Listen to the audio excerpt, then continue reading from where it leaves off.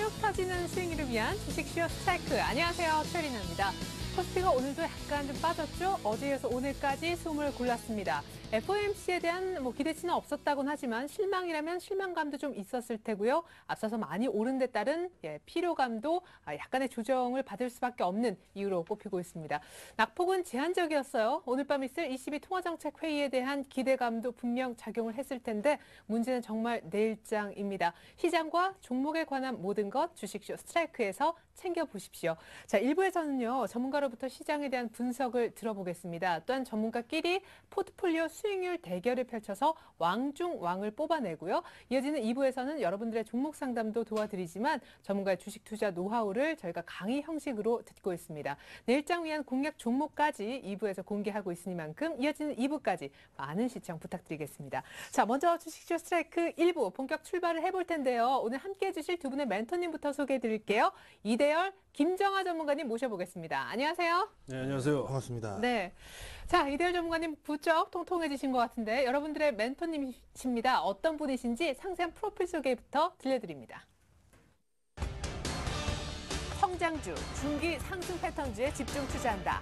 시장과 기술적 분석, 기업 전망을 접목한 MTF 차트. 최적의 타이밍으로 성공 투자를 시전한다. 거지에서 황제까지 이대열 전문가의 골든 타깃이 지금 공개됩니다. 급등주 선춘의 달인. 급소자리가 아니면 매수하지 않는다. 철저한 기업 분석으로 저평가 기업을 급등 전에 포착한다. 김정아 전문가의 멘토링. 잠시 후 시작됩니다. 네. 자, 먼저 시장 얘기를 좀 풀어보고 싶습니다. 어제에서 오늘까지 관망. 일주일간 참 많이도 올랐죠. 저희가 지난번에 여기서 얘기할 때 1780이었던가요? 그죠? 네, 고점 됐던 것 같습니다. 예. 자, 이대열 전문가님 앞서서 많이 올랐지만 그때는 만나 뵙지 못했고 어제, 오늘 계속 관망이었어요. 네, 그렇습니다. 사실상 이렇게 급등은 사실 예상을 못했어요. 예. 1825포인트 정도가 박스권 상단이 되지 않을까라는 생각을 했었는데 ECB 총재죠. 드라기 총재의 발언이 나오는 바람에 이렇게 됐는데 금일도 지금 드라기 총재의 발언 자체가 립 서비스가 될지 아니면 실질적인 세계 경제를 조금 들어올리는 그런 역할을 해줄지 상당히 기로에 서 있습니다. 지금 유럽 증시 출발 상황은 어떤가요? 예, 지금 약보합 내지는 강보합에서 지금 출발을 하고 있어서 아직까지는 좀 나쁘지 않습니다. 장 초반에 시작과 동시에 조금 떨어졌다가 다시 회복세를 지금 보이고 있는 그런 과정에 있습니다. 여러모로 중요한 지표가 또 중국 쪽에서도 하나 발표가 됐었죠. PMI 확정치가 좀 발표가 됐었는데 시장 예상치에 조금 부합을 하지 못하게 되면서 오후장 들어서 우리 선물 시장에서 개인들이 매물을 조금 쏟아내면서 지수를 조금 압박하는 그런 모습이 오늘도 나왔어요. 자, 그러다 보니까 지금 시장에 대한 우려 반, 기대 반, 이렇게 말씀드릴 수가 있겠는데, 제 개인적으로는요, ECB 정책 카드 자체가 우리 시장을 조금 더 들어올 수 있는, 추가 랠리에 대한 기대 쪽으로 조금 더 저는 기울어 있는 그런 상황인데, 그 이후로, 금일 선물 시장이 동요를 하는 데 비해서요, 이 외국인들의 수급이 매우 안정적으로 코스피 시장에서 계속해서 매수세를 강화시켜 나갔다는 점이 상당히 의미가 좀 있습니다. 그것도요, 조선주라든지 화학주 중에서 정유주 이런 쪽으로 매기가 좀 유입이 됐었고 그리고 건설주 쪽으로도 어느 정도 유입이 좀 됐었어요. 이런 것을 봤을 때는 이게 원자재 가격이 상승하거나 국제 유가가 상승했을 때 수혜를 볼 수 있는 업종들이거든요. 그런 점에서 지금 외국인들도 조금 긍정적으로 보고 있지 않나 저는 그렇게 보고 있습니다. 예. 자, 사실 오늘 시장을 좀 비유적으로 말해본다면은 못 먹는 FOMC, 못 먹는 감 찔러나 보다가 안 되니까 빨리 입고 이제 되는 쪽으로 좀 쳐다보는 그런 분위기 아니었습니까? 예, 맞습니다. 이제 어차피 양적 완화 FOMC 회의만 열리면은 3차 양적 완화 기대감 이런 얘기 맨날 나오는데 3차 양적 완화는 그렇게 쉽게 일어나지 않는다. 나오긴 나올 겁니다. 하지만 그렇게 쉽게 나오는 건 아니고 항상 기대감 다음에는 실망감과 악재도 아니고 호재도 아닌 뜨뜻미지근하게 끝날 것이다. 이렇게 보시면 되겠고 오늘도 그랬고 이제 ECB로 바통이 터치되는 모습인데 이런 부분에는 그렇게 크게 귀를 기울이지 않아도 될 것 같다. 좀 이렇게 말씀을 드리겠습니다. 지난주 그리고 지지난주까지의 증시 흐름을 보면 아시다시피 이미 그런 부분들은 주가에 충분히 선반영돼 있습니다.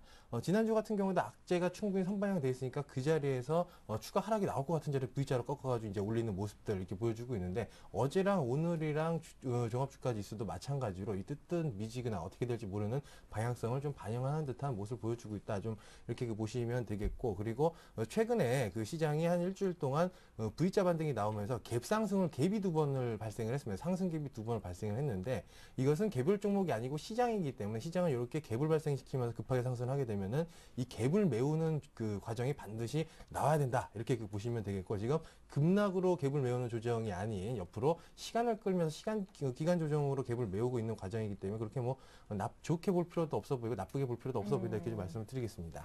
예, 알겠습니다.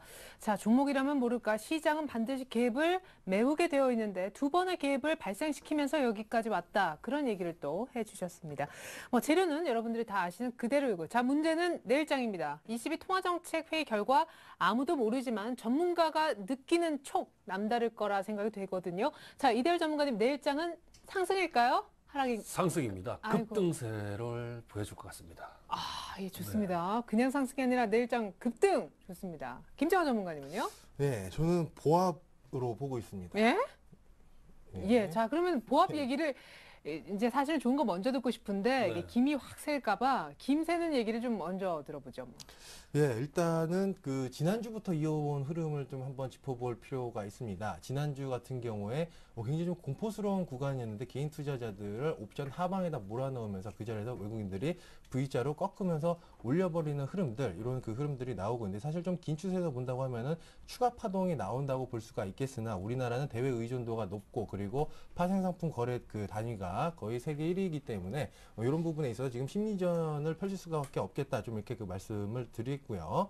악재나 호재 이런 부분들은 주가에 이미 다들 그 선반영이 돼 있는 측면들이고 잘 생각을 한번 해보시면은 지수가 이제 V자 반등 이후에 우리 이제 외국인이나 기관들도 똑같이 그 개별 종목의 세력이라고 생각을 해보면은 그 사람들은 외국인들도 주식을 매매해가지고 돈을 벌려면 어떻게 해야 되죠? 주식을 사가지고 끌어올린 다음에 끌어올린다고 돈을 버는 게 아니고 갖다가 팔아야지 돈을 법니다. 그런 그 아주 기본적인 과정에서 보시면 되겠고 지금 V자 반등 이후에 얘네들이 악재를 내보내는 것, 그 호재를 내보냅니다. 만약에 여기서 꺾어버린다고 하면 개인 투자자들한테 물량을 떠넘겨야 되겠죠. 근데 그렇게 되면 그 고점 구간에서 당연히 옛날 패턴하고 똑같습니다. 뭐 2007년도나 뭐 그때부터 고점만 되면 호재 터트리면서 이제 물량을 떠넘기는데 지금 호재가 나왔네요. 호재가 나오지 않았다. 호재도 아니고 악재도 아니고 어정쩡하게 이렇게 세워놓고 있는 흐름들. 계속해서 이제 개인 투자자들이 거의 이제 개인 투자자들이 저번 주까지 사실 옵션에서 양매도를 많이 잡고 있었기 때문에 V자 반등 나올 때 다 죽었습니다. 그래서 이제 극단적으로 지금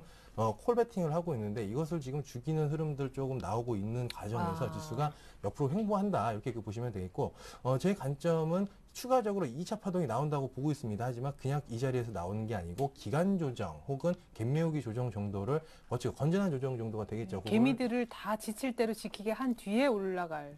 예, 맞습니다. 어제랑 오늘이랑 딱 이틀 쉬었는데 죽을 것 같은 느낌이 들죠. 날씨까지 더워버리니까 심리적으로 굉장히 좀 많이 흔드는 것 같은데 이럴 때일수록 이빨 꽉 깨무시고 지금 장세에서 지금 보시면은 V자 반등을 주도한 그 종목군들은 완전히 삼성전자 차트랑 똑같죠. 삼성전자랑 일부 조선주들, 시가총액 상위주들 가지고 올라갔기 때문에 다른 우량주들로는 그 매기가 확산되지 못했기 때문에 이제 소외되는 흐름들을 보여주고 있는데 이렇게 한번 첫 번째로 대형주로 끌어올려 놓고 옆으로 횡보하는 과정에서 이제 코스닥이 차트를 준비합니다. 코스닥 차트를 준비하고 앞으로는 코스닥과 코스피가 주거니 받거니 하면서 갈 것이다. 이렇게 보시면 되겠고 당분간은 이제 종목 장세로 보시는 게 맞고 뭐 대장주들이 너무 치고 올라간다고 해가지고 그걸 추격하는 건 맞지 않겠고요. 8월 이제 중순 지나면서 그동안 가지 못했던 종목군들이 이 기간 조정 이후에 대변곡이 좀 예상이 되기 때문에 오히려 그런 종목들 지금 매력적인 가격의 종목군들이 굉장히 많습니다. 지료도 살아있고 가격까지 매력적이고 수급도 지금 들어가고 있고 이런 그 종목군들은 오히려 선침해를 계속 해들어가는 게 맞겠다 저는 이렇게 보고 있습니다. 네, 지수는 조금 조용하겠지만 종목별로 갈 종목들이 많다라는 얘기를 좀 들어봤습니다. 자, 사실 지난주 1780에서도 1800 그 이상 V자 반등이 나올 거다라고 정확히 예측을 해주셨던 우리 김정호 전문가님의 전망이라서 또 그냥 흘려듣기에는 좀 뭐합니다. 무게감이 이제 생겼어요. 일단 축하드릴게요. 이렇게까지. 괜찮으세요? 네, 괜찮습니다. 원래 그 사실 시황이라고 하는 거는 우리 이제 증시 속설에 워렌 버핏 할아버지도 시황을 맞출 수가 없다. 이런 부분들이 있는데 그냥 조심스럽게 이제 전제를 놓고 대응을 해나가는 과정이다. 이렇게 보시면 되겠고. 지금은 누가 뭐라고 하더라도 지금 상승장인가요? 상승장 아닙니다. 상승장은 2009년부터 2011년도까지였고 작년 8월부터 지금까지는 중간중간 반등이 나오는 거지 상승장이 아니고 하락 속에서 반등이 나오는 구간이기 때문에 이때부터는 뭐 모멘텀이고 그런 게 그 소용이 없습니다. 상승장에서는 이제 그 인플레이션 관련된 모멘텀을 대형주가 움직이는 지금부터는 심리전이다. 하락장 속에서 반등 나올 때는 심리전이니까 그런 부분들 이빨 꽉 깨무시고 하시는 게 맞겠다 이렇게 말씀을 드리겠습니다. 네, 자 그렇지만 내일장은 급등할 것이다 이렇게 예상을 해주셨기 때문에 이들 전문가님 네. 급등이면 지수로 한 어느 정도가 되는지 그리고 네. 추격 매수해도 되는지. 네. 지금 현재 그 종합 주가 지수 기준으로 보게 되면 지금 박스권 상단이 1908포인트예요. 네. 1908포인트인데 내일장이 만일 급등세가 연출이 된다면 1908포인트에서 매물 부담을 어떻게 이겨낼 것인가가 관전 포인트가 될 것입니다. 그러나 더 중요한 것은 1908포인트까지 시도를 무슨 근거로 어떻게 할 것이냐 그게 또 중요하지 않겠습니까? 그렇죠. 예. 제가 말씀드리는 이 급등이란 그 표현 자체는요 두 가지가 내재된 거예요. 그만큼 변동성이 커지는 시기가 됐다라는 거죠. 그래서 급등 아니면 그죠? 저는 급락으로 보고 있는 겁니다. 그 이유는요. 지금 그 최근에 QE3에 대한 부분들이 지금 FOMC에서 투자자들이 거는 기대가 상당히 컸어요. 네. 그런데 버냉키가 기대 이하의 발언을 하게 되면서 어제 다우존스 기준으로 소폭 조정을 받았는데 그게 악재가 아니라 오히려 9월 달에 대한 기대감으로 이어지게 되면서 조정의 폭이 아주 얇았다 이렇게 그렇게 보시면 되는 겁니다. 그리고 중국 쪽도 지금 그 호난성에 대한 그 경기 부양 조치가 나온 이후에 지금 PMI 지수가 중국 전체적으로는 뭐 조금 기대치보다 조금 안 좋게 나왔어요. 네. 이런 것들이 중국의 부양 조치가 이어질 수 있는 근거로 되기 때문에 오늘 중국 증시도요 하락했다가 조금 반등하는 모습들이 좀 나와줬었는데 뭐 종가가 제가 확인을 못했는데 종가가 지금 어떻게 되는지 제가 추가적으로 또 확인을 해보겠습니다만은 크게 빠지지 않았다는 겁니다. 그러니까 이런 것들이 어느 정도 투자자들한테 기대 심리로 작용할 가능성이 상당히 높아 보입니다. 그리고 최근에 그 김정환 전문가님께서도 파생상품 얘기를 조금 언급을 해주셨는데 네. 특히나 오늘 같은 경우에 외국인들의 이 옵션 포지션 자체가 양매도 맞았어요. 스트레들 매도나 스트랭글 매도 뭐 이 정도로 그 변동성을 축소시키는 포지션, 즉 시간 가치를 잡아먹는 포지션으로 구획을 설정을 해놓고 집중적으로 주식을 사들였다는 얘기죠. 그 2천억 넘는 매수세가 최근 들어서는 굉장히 보기 드문 그 매수세였는데 아주 강하게 매수가 유입이 됐습니다. 오늘 쉬는 날인데도 불구하고 이러한 전망, 이러한 전략들 전체가 시장 전반적으로 볼 때는 오히려 지금 그 22쪽의 부양 카드를 조금 강하게 신뢰하고 있는 것이 아닌가라는 생각이 좀 들어요. 그래서 오늘 그 발표 시간이 정확하게 언제인지는 제가 지금 아직 파악이 안 되고 있는데 거의 뭐 발표 시간이요? 뭐 8시, 9시 얘기하던데. 네, 그 발표가 나가게 되면 아마 시장에서는 그죠?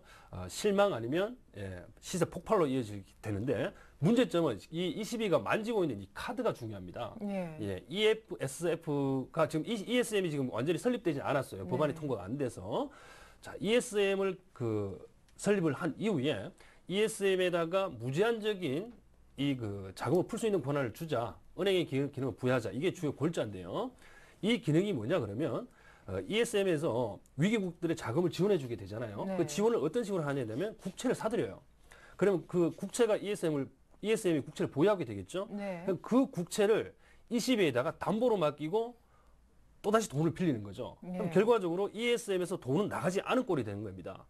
국채만 위기국에서 ECB 쪽으로 넘어가게 되고 돈은 중간에서 ESM이라는 이 구제금융 기구가 중간에서 다리 역할만 해주게 되는 겁니다. 그래서 그 ECB 쪽에서는 위험을 다이렉트로 떠안지 않고 한 다리 건너서 떠안기 때문에 상대적으로 더 안전하고요. 그렇죠. 그러다 보니까 이것은 대박 중에서도요 엄청난 대박이에요.